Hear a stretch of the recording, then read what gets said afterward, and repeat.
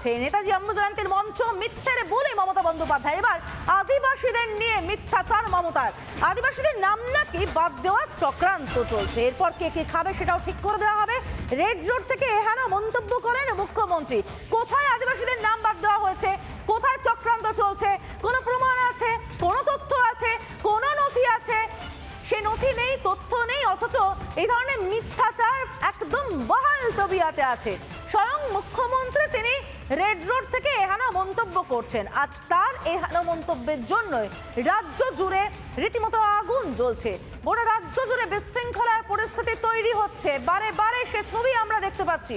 মমতা বন্দ্যোপাধ্যায়ের মিথ্যাচারের জন্য গোটা রাজ্য জুড়ে ভয়ঙ্কর পরিস্থিতি তৈরি হচ্ছে।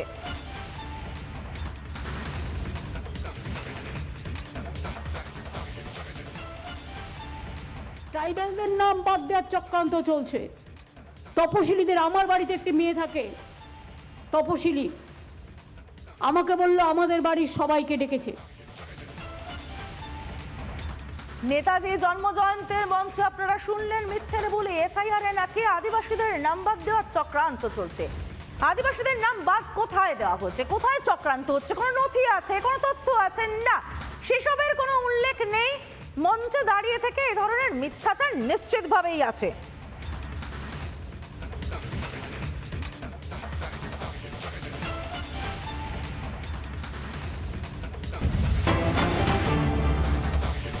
আর মমতা বন্দ্যোপাধ্যায়ের লাগাতার উস্কানির জেরে রাজ্য জুড়ে যে আগুন চলছে, যেখানে রীতিমতো তৃণমূলী নেতা মন্ত্রীরা তাণ্ডব চালাচ্ছে, সেখানে পুলিশি কোনো ব্যবস্থা নেই। মনিরুল ইসলামের কথা আমরা লাগাতার বলে যাচ্ছি।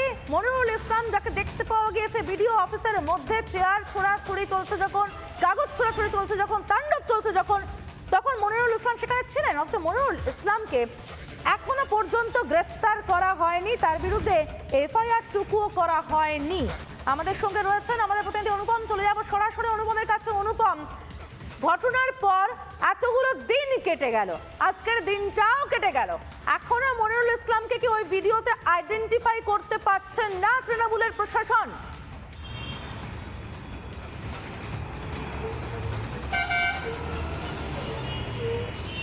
দেখো, তোমাকে একটা আপডেট দিয়ে রাখি। জেলা প্রশাসন সূত্রে যেটা আমরা খবর পাচ্ছি, ইতিমধ্যে জেলা শাসক তিনি এসডিওকে নির্দেশ দিয়েছেন তদন্ত করার। অর্থাৎ মনিরুল ইসলামের বিরুদ্ধে এখনও পর্যন্ত কোনো এফআইআর হলো না। শুধুমাত্র ডিই অর্থাৎ ডিস্ট্রিক্ট ইলেকট্রাল অফিসার যিনি রয়েছেন, তিনি এসডিওকে দায়িত্ব দিয়েছেন যে গোটা বিষয় তদন্ত করে দেখা হোক। এখন পুলিশ কোন তদন্তটা করবে? পুলিশ সূত্রে যেটা আমরা খবর পাচ্ছি, এখন তদন্ত হচ্ছে যে মনিরুল ইসলামের ঘটনার সময় তার অবস্থান কোথায় ছিল, মঞ্চে তিনি কী ধরনের বক্তব্য রেখেছেন, সেটা কতটা উস্কানিমূলক বক্তব্য, এই সমস্ত বিষয় তদন্ত করার জন্য জেলা প্রশাসন অর্থাৎ ডিইও ডিস্ট্রিক্ট ইলেকট্রাল অফিসার তিনি এসডিওকে নির্দেশ দিয়েছেন। সেই নির্দেশ মতন তদন্ত শুরু হচ্ছে। কিন্তু আমাদের প্রশ্ন হচ্ছে, নির্বাচন কমিশন যেখানে এফআইআর করার জন্য বলল ডিস্ট্রিক্ট ইলেকট্রাল অফিসার বা জেলা প্রশাসনকে, জেলা নির্বাচনী আধিকারিককে, সেখানে কেন নতুন করে তদন্তের নির্দেশ দেওয়া হলো? তদন্ত কেন কোন পর্যায়ে রয়েছে তা এখনও কেন নির্বাচন কমিশনকে জানানো হয়নি? মনিরুল ইসলামের বিরুদ্ধে এফআইআর করতে জেলা প্রশাসনের অসুবিধা কোথায়? এই একাধিক প্রশ্নমালা এই মুহূর্তে ঘুরছে নির্বাচন কমিশনের অন্দরেই। কমিশনের কর্তাদের কাছ থেকেও কিন্তু এই বিষয়ে কোনো প্রতিক্রিয়া পাওয়া যায়নি। আমরা সকাল থেকে প্রতিক্রিয়া নেওয়ার চেষ্টা করছি যে কি আপডেট রয়েছে মনিরুল ইসলামের। এই মুহূর্তে জেলা প্রশাসন সূত্রে যে খবর পাচ্ছি, যে যিনি ডিস্ট্রিক্ট ইলেকট্রাল অফিসার ডিইও রয়েছেন, তিনি এসডিওকে দায়িত্ব দিয়েছেন তদন্ত করার জন্য। ফলে এখন এসডিও তদন্ত কবে শেষ করবে, সেই তদন্তের পর কি উঠে আসছে, তার ভিত্তিতে কি এফআইআর হবে, আদৌ এফআইআর হবে কিনা, সেই বিষয়ে এখনও পর্যন্ত কোনো সদুত্তর নেই। তোমায় জানিয়ে রাখি, গতকালই যিনি মুখ্য নির্বাচন আধিকারিক রয়েছেন মনোজ আগরওয়াল, তিনি জানিয়েছিলেন যে নির্বাচন কমিশন নির্দেশ দিয়েছে এফআইআর করার জন্য। আমরা সেই ফরওয়ার্ডিং কপি পাঠিয়ে দিয়েছি জেলা নির্বাচন আধিকারিকের কাছে, তিনি এফআইআর করবেন। তারপর সময়ের পর সময় কেটে যাচ্ছে, দিনের পর দিন কেটে যাচ্ছে, এখনও পর্যন্ত মনিরুল ইসলামের বিরুদ্ধে কোনো ব্যবস্থা নিতে পারল না জেলা প্রশাসন। অন্যদিকে জেলা প্রশাসন সূত্রে যেটা খবর, ইতিমধ্যেই তদন্তের নির্দেশ দেওয়া হয়েছে। এখন প্রশ্ন হচ্ছে, আদেও মনিরুল ইসলামের বিরুদ্ধে কোনো এফআইআর হবে, নাকি এর আগে যখন তিনজন আধিকারিকের বিরুদ্ধে যখন বলা হয়েছিল এফআইআর করার জন্য, তখন রাজ্য সরকার গড়িমসি করেছিল। এমনকি তৎকালীন মুখ্য সচিব মনোজ পান্তকে দিল্লিতে ডাকা হয়েছিল, তিনি দিল্লি গিয়েছিলেন, তারপর তিনি সময় চেয়েছিলেন, কিন্তু শেষমেশ সেই এফআইআর হয়নি।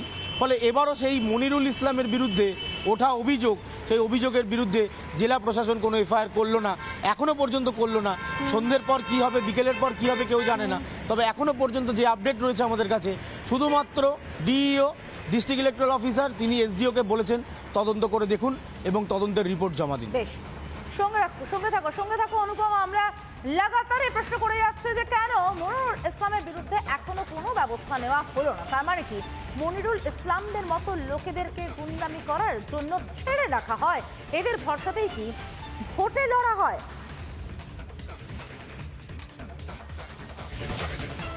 এই মনিরুল ইসলামের কিন্তু এই ধরনের তাণ্ডব নতুন নয়। এক এক সময় এক এক রকম হুমকি দিয়েছে মনিরুল ইসলাম, অথচ পুলিশ প্রশাসন কিচ্ছুটি করেনি। শুনুন মনিরুল ইসলামের নানান মন্তব্য। 19 তারিখে ফাইনাল লিস্ট বেরোবে, তখন কিন্তু যদি সব ঠিকঠাক হয় আর নচেত দেখবেন চারদিকে আগুনে আগুন জ্বলছে, কিচ্ছু করার নেই।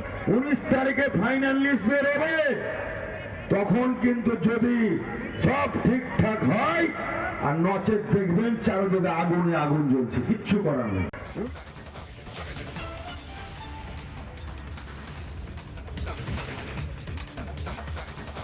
যে ছবিটা আপনারা দেখতে পাচ্ছেন এই মুহূর্তে দেখতে পাচ্ছেন মনিরুল ইসলামের তাণ্ডব দেখতে পাচ্ছেন। মনিরুল ইসলামের বিভিন্ন রকম হুমকি শুনতে পেলেন এবং লাগাতার এই ধরনের পরিস্থিতি তৈরি হচ্ছে, তারপরেও মনিরুল ইসলামের বিরুদ্ধে কিন্তু হাত গুটিয়ে বসে রয়েছে পুলিশ প্রশাসন।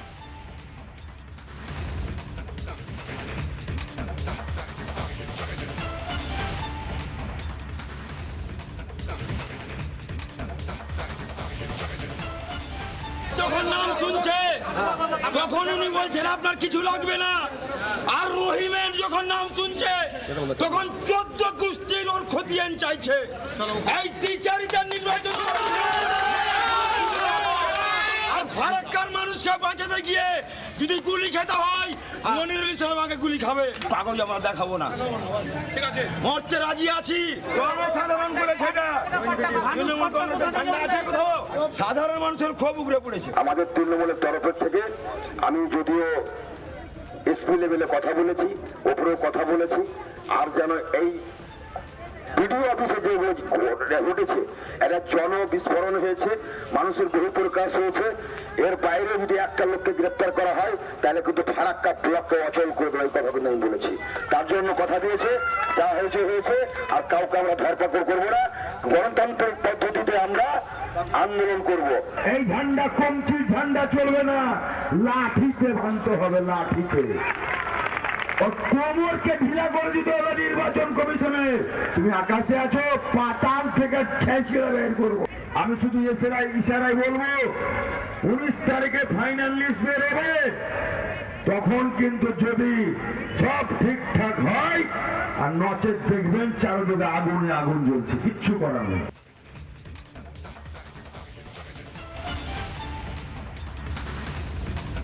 যে ছবি আপনারা দেখছেন, এই ভয়ঙ্কর ছবি আমরা লাগাতার দেখাচ্ছি, তারপরেও প্রশাসনের চোখ খুলছে না।